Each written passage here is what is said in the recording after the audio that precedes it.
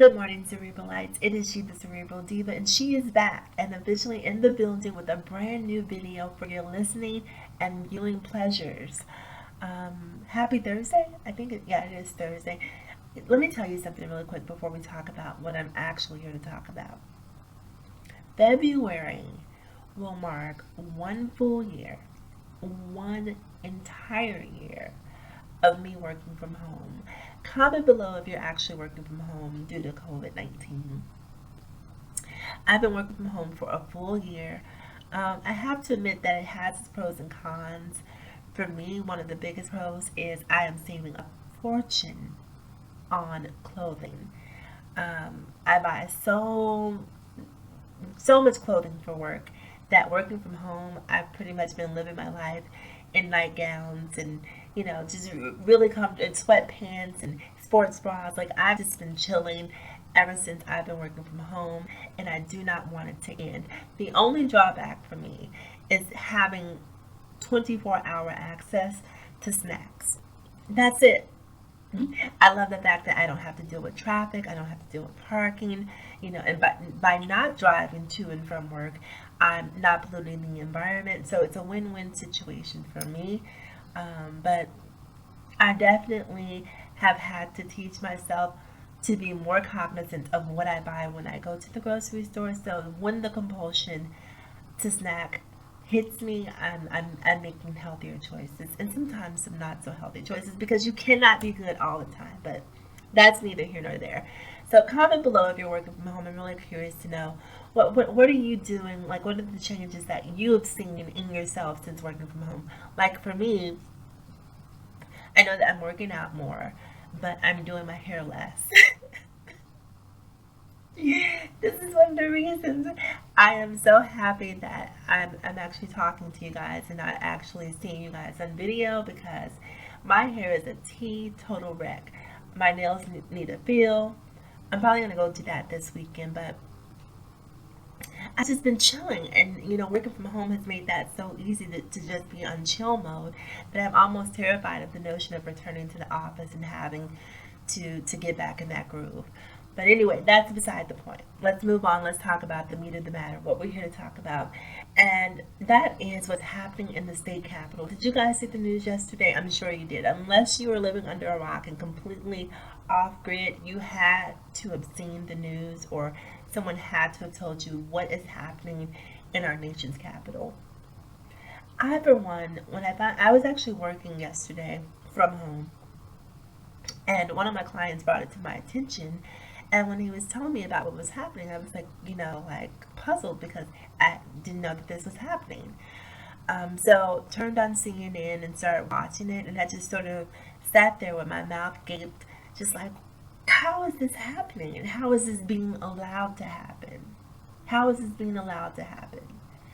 And, as a person of color, when you watch these things happen and you see the way that Trump, quote unquote, protesters are handled as opposed to BLM protesters, you notice that there is a significant difference. Like that would have never been allowed to happen if these were black minority protesters or protesters of all races who were supporting an issue that primarily affected minorities.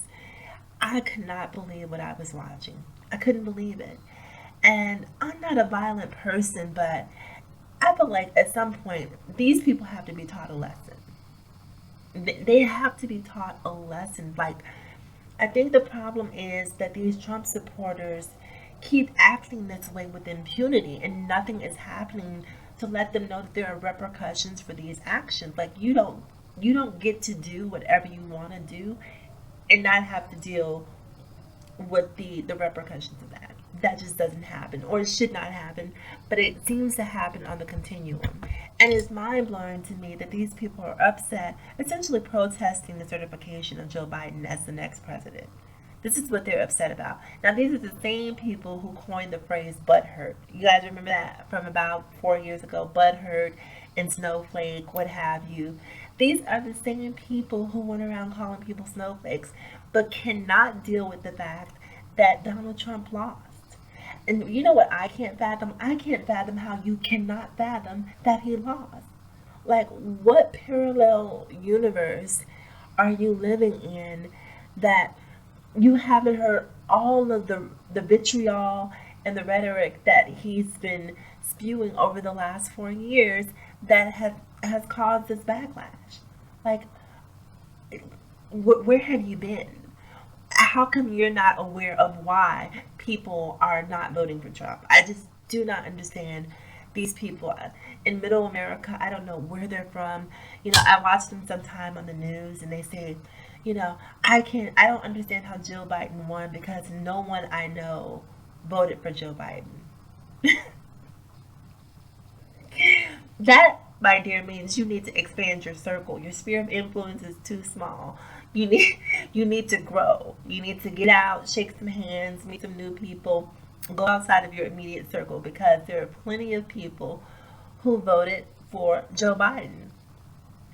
Now, I'm actually in the reverse, right? Well, you know what? I was going to say that I don't know anyone who voted for Donald Trump, but that's not true. Not true. I actually had an altercation at work. One of my teammates, right? We had a team meeting, and sometimes in our team meetings we do these icebreakers. And during the icebreakers, one of the questions was, um, if you could either fast forward time or rewind time, what would you choose and why? So this was about 2 years ago, right? And so they went around the table asking people questions, and people were saying things, like they would go back to, you know, get a video game and just random sort of. I work in a technology company, so just a bunch of nerds, right? And I mean that in the most endearing way. Shout out to all my nerds. Um, and so there was just all of this sort of nerdy stuff. And so when it finally came to me and they asked me, would I fast forward or rewind time? Or if I could jump forward or go back to a point in time. I think that was the icebreaking question. My response was I would fast forward to 2020 so that we can officially get Trump voted out of office. Now, I know it's work and I know I shouldn't be political, but don't ask me a question if you don't want an answer. That was my answer. I would fast forward 2 years to live in a post-Trump world. So the meeting is over. We leave and go back to my office, and all of a sudden I get a knock, and it's one of my coworkers. Now he's an Asian guy. He's an adoptee. And this is information that he shared with me. And obviously, if you guys knew who he was, I wouldn't divulge this amount of information about him. But because you don't know who I am, let alone who he is, then I feel comfortable telling you this information. So he comes and knocks on my office and talks to me about why he feels Trump is not a bad guy and how Trump is getting a bad rap. And, listen, I will hear, as long as your approach is not volatile, I will hear you out. I probably won't agree with you in most cases, but listen, let's have a civil conversation. Let's talk about, our differences and see if we can find commonality. That's sort of how I felt about it. So he's telling me about Donald Trump. He's telling me about gun control. He's telling me about women's reproductive rights. And everything is just so far right, right? And I'm like, first of all, sweetheart, don't legislate vaginas, legislate guns. Like, I don't even want to have this conversation with you about female reproductive rights, okay? Like, let's not go there. And then he starts talking to me about gun control and essentially saying, oh, should we ban knives? Pretty much the same arguments that we've all heard time and time and time and time again. So at one point we're having this exchange, and I just said to him, okay, listen, obviously we have polarizing opinions here. We're just going to have to essentially agree to disagree. And he just walked away. He walked away. I closed my door, went back to work, life goes on. Like, we weren't friends before. We will probably never be friends. But if you want to walk away from a conversation that you started, and I'm trying to end it on a civil note, which is essentially, listen, we just have different opinions. He walked away and just essentially abandoned the conversation. I hope you didn't think that I was going to chase after you, because no, that was not going to happen. Goodbye, good riddance, good luck. So I move on, we're working together, and he essentially just stopped speaking to me at that point. And didn't make me any never mind, to be completely honest with you. Now, I will say, maybe 2 months later, he did come to me and apologize, and I accepted the apology. Continued speaking with him. Like I was saying earlier, we're still not friends, but we just have different opinions. I say all that to say, even though my immediate circle is influenced primarily, or I should say influence, my immediate circle is comprised primarily of people who more than likely voted for Joe Biden and Kamala Harris. I do still have access to people who have voted for Donald Trump, and I am still able to see why they would choose outside of Joe Biden and Kamala Harris. I just cannot understand why you would choose Trump. I hope that makes sense. I can understand having different political views. I understand people's stances on gun control, on reproductive rights. I don't agree with them necessarily, but I can definitely understand why you feel that way. I just can't understand how you can align yourselves with a person like Donald Trump. So, to bring this back to the topic at hand, when I watched what was happening at the state capitol, I just I could not believe it. I can't believe, and I have my fingers crossed that 2021 was going to be a different kind of year, that the sun was going to shine brighter, that, we were all going to be a little bit more unified. And looking at what is happening here at the state capitol, I just don't know that that's possible. The reality is that we live in two different countries. We live in two different worlds. And there are people out here who feel completely entitled to trump on the rights of others. And there are people out there who feel like having a person of Trump's temperament in a position of power is a logical thing to do. I don't understand it. See, for me, Trump doesn't have supporters. Trump has a cult. It is a cult. I'm sorry. And these people don't need logic. They need a deprogrammer. That's what you use when you when you've gone through a cult, when you've been through a cult. They need to be deprogrammed. What that deprogramming looks like, I can't answer that. But they essentially, I don't know if it's a lobotomy, I don't know what it is, but they essentially need to be deprogrammed, because it's not even about your political views. It's about Donald Trump. Like, seriously, I was not a fan of George Bush. Not a George Bush Jr., Sr., just not a fan of the Bushes, right? But when I look back and I watch some of the speeches that George Bush made, I'm like, you know what? He wasn't nearly as bad as I thought he was. Not compared to Donald Trump. Not compared to Donald Trump. The Bushes are saints compared to Donald Trump, because they had different political opinions than my own. However, the way that they articulated the humanity that was involved in the way that they legislated is completely different. Donald Trump takes so much pleasure in what was happening at the state capitol. It's sad. And it's sad to me. I think 4 people in total were killed. 4 people lost their lives. And he's sitting up high on the hill, safe from harm. His family is safe from harm. And meanwhile, these families, these, and no disrespect to the people who died, but, these, essentially these minions who are doing the work, doing the bidding of Trump.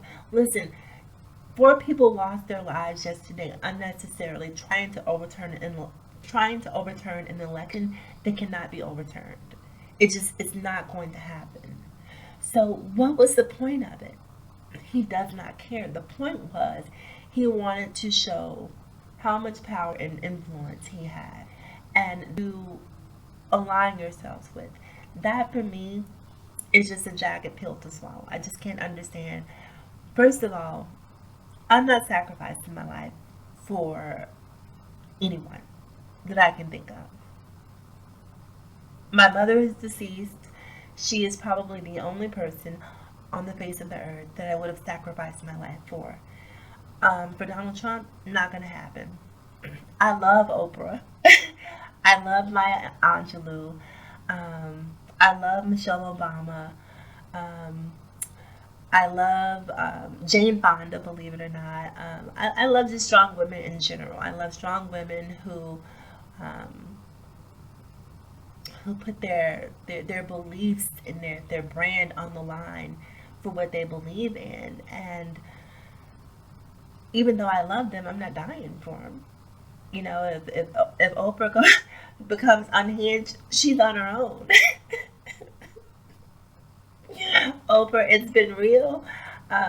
We've had a good run, but look, sis, you are on your own. I'm sorry. At a certain point, when it involves me ending compromising my own life, it's a wrap. So I don't understand these people who spend their money to travel to DC. Like, put that in Robinhood stock. Why are you wasting your money traveling all the way to DC to overturn an election? Congregating in the midst of a pandemic. Like, we don't even think about that. Like, technically, 4 people died yesterday, but based on the lack of social distancing, how many people, because that was essentially a super spreader event yesterday. Am I wrong? So how many people died yesterday? Who I shouldn't say died yesterday. How many people will die as a result of yesterday? Just from the potential spreading of COVID. There's a new strain that's out. It's like, sit down somewhere, have a seat. Try again in 4 years. You get another shot. You get another shot. Just take it on the chin. Don't be a snowflake. Don't be butthurt. All the things that you said 4 years ago. Just be easy. Write it out. So anyway, you guys, that's pretty much all I have for this video. It's just a sad time to be an American. And just one more thing before I go. Just looking at how, or trying to perceive how people outside of America are looking at us. It's just like, I don't know. I don't know. It's just a sad time for America. It really is. And like I was saying earlier, it's a divided country. In a perfect world, listen, I'm okay with, splitting the country in half. Keep the crazy away from me. Let the crazy be crazy. Let the crazy be crazy. Divide it in half. Just make sure that we have some of the warmer southern states as well. So we'll divide it in half vertically, not horizontally, okay?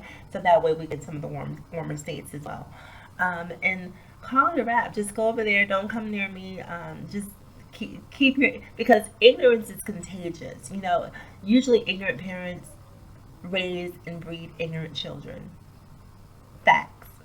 So I don't want to be exposed to your ignorance. I don't want to be exposed to your hate, your vitriol. Keep it contained. I'm okay with dividing the country in two. Just go away from me, in the words of Candy. Having said that, you guys, it is time for me to go. Enjoy the rest of your days. Your day, not your days. Enjoy the rest of your day. It is me, the Cerebral Diva, signing off. As always, in closing, people, remember to live better for one, love harder,